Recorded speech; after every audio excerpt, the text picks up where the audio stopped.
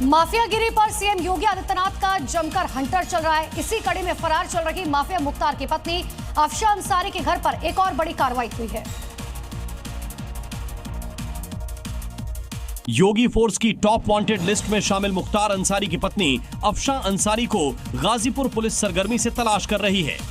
Ferrari काट रही अफशा पर पुलिस ने बड़ी कार्रवाई की है। 50,000 की इनामी अपराधी अफशा अंसारी के एक और बैंक खाते को फ्रीज कर दिया गया है। इस खाते में 25,52,000 रुपए संदिग्ध तरीके से जमा किए गए थे। बताया जा रहा है कि मुख्तार और अफशा का यह ज्वाइंट अकाउंट था। पुलिस का दावा है कि अफशा अंसारी मुख्तार अंसारी की आईएस एक गैंग से जुड़ी हुई है।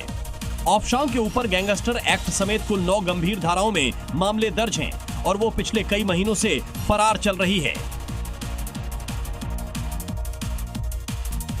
बड़ी खबर आ रही है, धर्मांतरण के खिलाफ बीजेपी का बड़ा मिशन, झारखंड में जन जागरण यात्रा की तैयारी है। देखिए, कई चरणों में भारतीय जनता पार्टी की पद यात्रा होगी। 3 साल तक पूरे राज्य में ये पद यात्रा चलेगी। घुसपैठियों से लोगों को सचेत किया जाएगा। आदिवासियों की घटती जनसंख्या पर भी नजर है। दरअसल बीजेपी लगातार ये आरोप लगाती रही है कि झारखंड में बड़े पैमाने पर धर्मांतरण हो रहा है। न सिर्फ ईसाई मिशनरी का, बल्कि जो बांग्लादेशी घुसपैठी हैं वो भी आदिवासी युवतियों के साथ शादी करके उनका धर्मांतरण करा रहे हैं।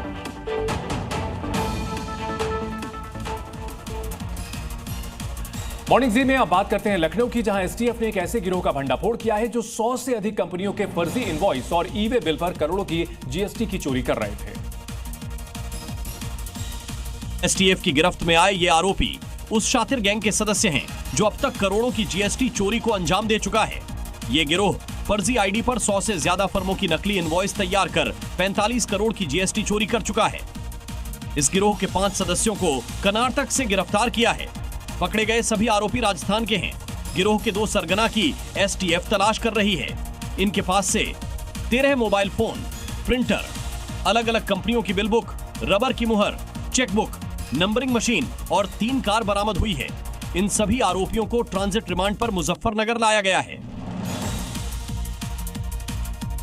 और बड़ी खबर आपको मऊ से बता दें, जहां पर सपा के विधायक को राहत नहीं मिली है। सुधाकर सिंह को भगोड़ा घोषित किया गया। एमपी एमएलए कोर्ट ने सुधाकर सिंह को भगोड़ा घोषित किया है। बिजली घर में तोड़फोड़ का मामला है। साल 1986 में बिजली घर में तोड़फोड़ की गई थी और इस केस के बावजूद विधायक पेश नहीं हुए थे और अब उनकी मुश्किलें बढ़ती हुई और घोसी के एसपी विधायक सुधाकर सिंह को एमपी एमएलए कोर्ट ने भगोड़ा घोषित किया है। कथावाचक देवकीनंदन ठाकुर को धमकी मिली है। मंदिर के फोन पर ऑडियो मैसेज भेजा गया। 1 महीने के अंदर उड़ाने की धमकी दी गई है। शिकायत पर मथुरा पुलिस जांच में जुटी है। इस वक्त ये बड़ी खबर आ रही है, कथावाचक देवकीनंदन ठाकुर को मंदिर के फोन पर ऑडियो मैसेज के जरिए धमकी दी गई है।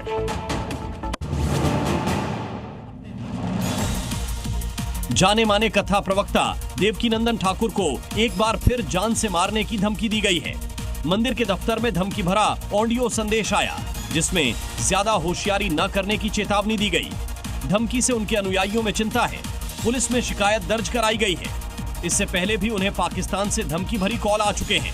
फिलहाल देवकीनंदन ठाकुर की वृंदावन के वंशीवट पर कथा चल रही है। एक तहरीर प्राप्त हुई है जिसमें कि इन्हें बताया गया कि उनको एक वॉइस मैसेज आया है जिसमें धमकी दी गई है। उस वॉइस मैसेज को हम एग्जामिन कर रहे हैं